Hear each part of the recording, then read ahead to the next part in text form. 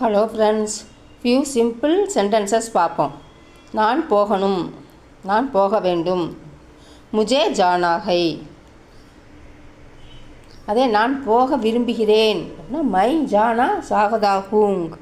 இந்த நான் வந்தால் விரும்புகிறேன் வந்தால் ஹூங் வரும், போக வேண்டும்னா ஹை வரும். நம்ம ஏற்கனவே பார்த்துருக்கோம்.